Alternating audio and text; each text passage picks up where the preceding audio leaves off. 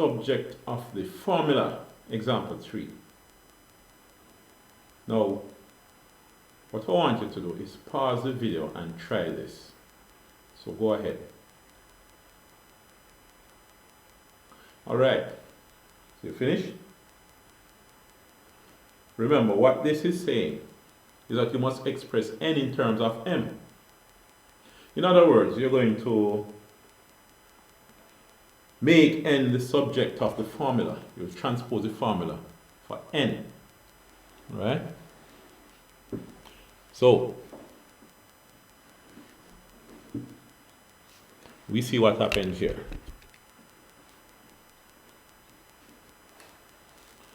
Let's rewrite it. You have m equals the square root of 1 minus n squared, all divided by n. Now, you see this n here, you could multiply it by n to cancel it and make it multiply the m, right? But this n under here, you would not be able to add, subtract, divide or multiply it by anything outside of the square root sign. So what you want to do, first of all, is get rid of this square root sign. What we can do here is to, how do you remove a square root sign? You square the thing. So you're going to square. And of course it must be both sides. So the m, that must be squared, equal, and the 1 minus n squared and the square root of that all divided by n. All of this will be squared. Everything here is squared. But guess what now? We have something over something squared. A fraction squared. Remember, when you have a fraction, and you square it, you can have the numerator squared divided by the denominator squared separately, you know. It's something like this. Let's suppose you have, what would it be now? 6 divided by 2, all squared. You know that if you divide this out, you would have 3 squared, which is 9. But let's square them separately. You have 6 squared divided by 2 squared. Is that also going to give you 9? Let's see. 6 squared is 36, divided by 2 squared is 4. How many 4s do you have in 36? It's 9. Alright, so an example of that. So we can just separate the numerator and denominator and square them. So what we have is m squared equal, then we have the square root of 1 minus n squared, that squared, divided by n squared. See that? Now let's look at what is going on up here. Notice what happened. We have a square root of something and it is squared. So here, when you have a square root of any expression and that is squared, the square and the square root, they undo or cancel each other, leaving the expression intact. So what we're going to have is m squared equals 1 minus n squared, and that is divided by n squared. You see that? Now, there are a few things we could do at this point. One thing we could do is multiply by n squared. So, if we multiply outside by n squared, we're going to have times n squared, and n squared will cancel itself. And this is multiplied by n squared as well, right? So, let's try that. When we multiply by n squared, we have m squared equals 1 minus n squared divided by n squared. This times n squared and this multiplied by n squared. if we put all of this in bracket, we see n squared will cancel itself. So what we get here is m squared n squared equals 1 minus n squared. You see that? What we can do here now is we want the n squared to come together so that we can factor out and get 1 n squared and then an n. Because remember, you really are trying to rewrite the equation so that n is the subject. So if we add n squared, what would that mean? M squared n squared equals 1 minus n squared. But then, let me make some space between them. 1 minus n squared. We're going to add n squared, so we put plus n squared here and a plus n squared here. You see that? So, what we have now is m squared n squared plus n squared equals 1. You notice negative n squared plus itself plus n squared, that's gone. So we have 1. Now, what we need to do now is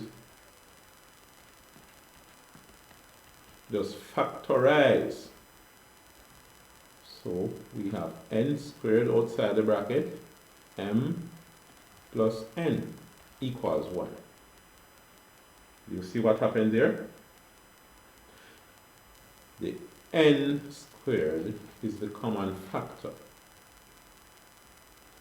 Notice, if we multiply n squared by m, we get m squared n squared, and m squared by n, we get n squared. Oh no, by 1. My mistake. 1 should be here. Alright, it's m squared plus 1 equals 1. Notice if we multiply n squared by m, we get n squared by m squared. Another mistake. This is m squared. I had mistakenly dropped this m squared. The square remains there. So n squared m squared become n squared, right? And then n squared by 1 becomes just n squared. Now, let's see what happens here. What we can do here is divide by m squared plus 1. See that? So what we have is n squared times m squared plus 1 equals 1. You divide by m squared plus 1, divide by m squared plus 1. M squared plus 1 cancels n squared plus 1. So what we have here is n squared equals 1 divided by m squared plus 1. Alright? Let's backtrack a bit. Now, here, another way I'm seeing that you could make an adjustment to this method. You have m squared equals 1 minus n squared all divided by n squared. This could be written as m squared equals 1 divided by n squared minus 1 minus n squared divided by n squared. You see that? If you have 1 minus n squared over n squared,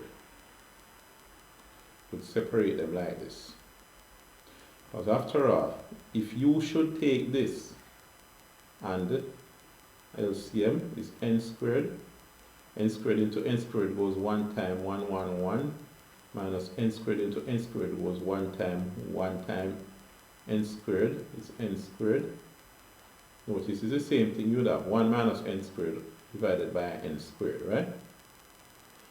Once you remember the fraction, how to deal with your fractions, you remember that part. Alright? So, this is just another way that we could have done it. So here now, let me just partition the work here. Here now, n squared divided by n squared is 1. So you have m squared equals 1 divided by n squared minus 1.